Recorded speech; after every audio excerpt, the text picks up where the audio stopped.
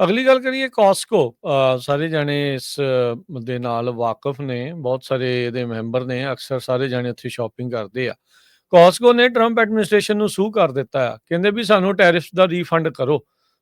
ਕਹਿੰਦੇ ਵੀ ਹੋਲਸੇਲਰ ਕਹਿੰਦੇ ਵੀ ਇਹ ਨਵੀਂ ਲੇਟੈਸਟ ਕੰਪਨੀ ਬਣੀ ਆ, ਜਿਸ ਨੇ ਫੈਡਰਲ ਏਜੰਸੀ ਨੂੰ ਇਸ ਚੀਜ਼ ਦੇ ਉਲਟ ਲਾਸੂਟ ਜਿਹੜਾ ਉਹ ਦਰਜ ਕਰ ਦਿੱਤਾ ਆ, ਜਿਹੜੀ ਇਕਨੋਮਿਕ ਪਾਲਿਸੀ ਆ ਟਰੰਪ ਹੁਣਾਂ ਦੀ ਟੈਰਿਫ ਨੂੰ ਲੈ ਕੇ। ਕੰਪਨੀ ਨੇ ਫਾਈਲਿੰਗ ਦੇ ਵਿੱਚ ਕਿਹਾ ਵੀ ਉਹ ਫੁੱਲ ਰੀਫੰਡ ਦੀ ਮੰਗ ਕਰ ਰਹੇ ਆ, ਜਿੱਦਾਂ ਆਮ ਲੋਕ ਜਾ ਕੇ ਕਾਸਕੋ ਤੋਂ ਫੁੱਲ ਰੀਫੰਡ ਚੀਜ਼ਾਂ ਦੇ ਉੱਤੇ ਲੈਂਦੇ ਆ। ਕਹਿੰਦੇ ਵੀ ਇਹ ਜਿਹੜਾ ਰਿਜ਼ਲਟ ਸਾਨੂੰ ਹੋਇਆ ਵੀ ਜਿਹੜਾ ਟਰੰਪ ਹੁਣਾਂ ਦਾ ਐਗਜ਼ੈਕਟਿਵ ਆਰਡਰ ਸੀ, ਉਹਦੇ ਅਧੀਨ ਜਿਹੜੀਆਂ ਸਾਨੂੰ ਡਿਊਟੀਜ਼ ਦੇਣੀਆਂ ਪਈਆਂ ਆ, ਜਿਨ੍ਹਾਂ ਨੂੰ ਇਹਨਾਂ ਨੇ ਰੈਸੀਪ੍ਰੋਕਲ ਟੈਰਿਫਸ ਜਿਹੜਾ ਉਹ ਆਖਿਆ ਸੀਗਾ। ਕਹਿੰਦੇ ਵੀ ਬਿਕੋਜ਼ ਵੀ IEEPA ਇਹ ਕਲੀਅਰਲੀ ਆਥੋਰਾਈਜ਼ ਨਹੀਂ ਕਰਦਾ ਪ੍ਰੈਜ਼ੀਡੈਂਟ ਨੂੰ ਟੈਰਿਫਸ ਸੈੱਟ ਕਰਨ ਦੇ ਲਈ, ਤੇ ਜਿਹੜੇ ਚੈਲੰਜ ਟੈਰਿਫ ਆਰਡਰਸ ਆ ਇਹ ਸਟੈਂਡ ਜਿਹੜੇ ਉਹ ਨਹੀਂ ਕਰ ਰਹੇ, ਤੇ ਕਹਿੰਦੇ ਵੀ ਆਥੋਰਾਈਜ਼ ਨੇ ਨਹੀਂ ਹੈਗੇ, not authorize to implement and collect them. ਕਾਸਕੋ ਦੇ ਜਿਹੜੇ ਲਾਇਰ ਆ ਉਹਨਾਂ ਨੇ ਇਸ ਅਦਾਲਤੀ ਦਸਤਾਵੇਜ਼ ਦੇ ਵਿੱਚ ਇਸ ਚੀਜ਼ ਦੀ ਗੱਲ ਆਖੀ। ਸੁਪਰੀਮ ਕੋਰਟ ਦੇ ਕੋਲ ਆਲਰੇਡੀ ਇਹ ਜਿਹੜਾ ਕੇਸ ਆ ਉਹ ਸੁਣਵਾਈ ਅਧੀਨ ਪਿਆ ਹੋਇਆ ਆ ਵੀ ਟਰੰਪ ਹੁਣਾਂ ਦੀ ਜਿਹੜੀ ਟੈਰਿਫ ਦਾ ਏਜੰਡਾ ਆ, ਕੀ ਇਹ ਰਾਸ਼ਟਰਪਤੀ ਦੇ ਕੋਲ ਅਖਤਿਆਰ ਹੈਗਾ ਆ, ਕੀ ਇਹ ਲਾ ਸਕਦੇ ਨੇ, ਵਧਾ ਸਕਦੇ ਨੇ, ਘਟਾ ਸਕਦੇ ਨੇ, ਜਾਂ ਫਿਰ ਇਹਨਾਂ ਨੂੰ ਜਿਹੜਾ ਆ ਉਹ ਕਾਂਗਰਸ ਦੇ ਕੋਲ ਹੀ ਇਸ ਦਾ ਅਖਤਿਆਰ ਹੈਗਾ। ਸੁਪਰੀਮ ਕੋਰਟ ਆਲਰੇਡੀ ਉਹਨਾਂ ਨੇ ਨਵੰਬਰ ਦੇ ਵਿੱਚ ਇਸ ਦੇ ਉੱਤੇ ਓਰਲ ਆਰਗੂਮੈਂਟ ਆ ਉਹ ਸੁਣਵਾਈ ਉਹਨਾਂ ਦੀ ਲਈ ਆ।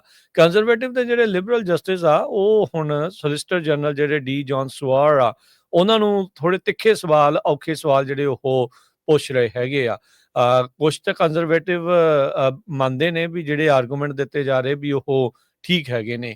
ਰਾਸ਼ਟਰਪਤੀ ਟਰੰਪ ਪਹਿਲੇ ਰਾਸ਼ਟਰਪਤੀ ਬਣੇ ਅਮਰੀਕਾ ਦੇ ਇਤਿਹਾਸ ਦੇ ਵਿੱਚ ਜਿਨ੍ਹਾਂ ਨੇ IEEPA ਕਾਨੂੰਨ ਆ ਉਸ ਦੀ ਜਿਹੜੀ ਵਰਤੋਂ ਕਰਦੇ ਹੋਏ ਜਿਹੜੀਆਂ ਇੰਪੋਰਟ ਡਿਊਟੀਜ਼ ਆ ਉਹਨਾਂ ਦੇ ਵਿੱਚ ਫੇਰ ਬਦਲ ਜਿਹੜਾ ਉਹ ਕੀਤਾ ਆ। ਕਾਸਕੋ ਨੇ ਇਹ ਤਾਂ ਨਹੀਂ ਕਿਹਾ ਵੀ ਇਹਨਾਂ ਟੈਰਿਫਸ ਦੇ ਕਰਕੇ ਉਹਨਾਂ ਦੀ ਕੰਪਨੀ ਨੂੰ ਕਿੰਨਾ ਨੁਕਸਾਨ ਜਾਂ ਕਿੰਨਾ ਐਕਸਟਰਾ ਮਨੀ ਦੇਣੀ ਪਈ ਆ, ਪਰ ਇੰਪੋਰਟਰਸ ਨੇ ਹੁਣ ਤੱਕ IEEPA ਕਾਨੂੰਨ ਦੇ ਤਹਿਤ $90 ਬਿਲੀਅਨ ਜਿਹੜੀਆਂ ਅਮਰੀਕਨ ਕੰਪਨੀਆਂ ਬਾਹਰੋਂ ਸਮਾਨ ਮੰਗਾ ਰਹੀਆਂ ਆ, ਉਹਨਾਂ ਨੇ $90 ਬਿਲੀਅਨ ਐਕਸਟਰਾ ਜਿਹੜਾ ਉਹਨਾਂ ਨੂੰ ਸਮਾਨ ਦੇ ਲਈ ਦੇਣਾ ਪੈ ਗਿਆ ਆ ਇਹਨਾਂ ਨਵੇਂ ਟੈਰਿਫਸ ਦੇ ਜਿਹੜੇ ਉਹ ਕਰਦੇ ਆ। ਇਹ ਸਤੰਬਰ ਦੇ ਅਖੀਰ ਤੱਕ ਦੇ ਆંકੜੇ ਜਿਹੜੇ ਉਹ ਦੱਸਦੇ ਹੈਗੇ ਆ।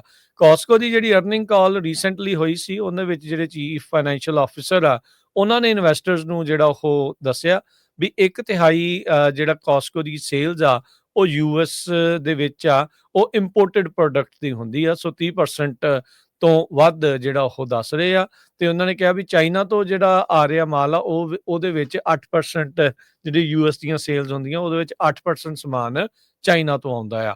ਸੋ ਹੁਣ ਇਹਨਾਂ ਨੇ ਕਿਹਾ ਆ ਵੀ ਭਾਈ ਜਿੰਨਾ ਹੁਣ ਤੱਕ ਅਸੀਂ ਤੁਹਾਨੂੰ ਟੈਰਿਫ ਦੇ ਚੁੱਕੇ ਆ ਉਹ ਸਾਰੇ ਦਾ ਸਾਰਾ ਜਿਹੜਾ ਮਨੀ ਆ ਸਾਡਾ ਹੁਣ ਵਾਪਸ ਕਰੋ।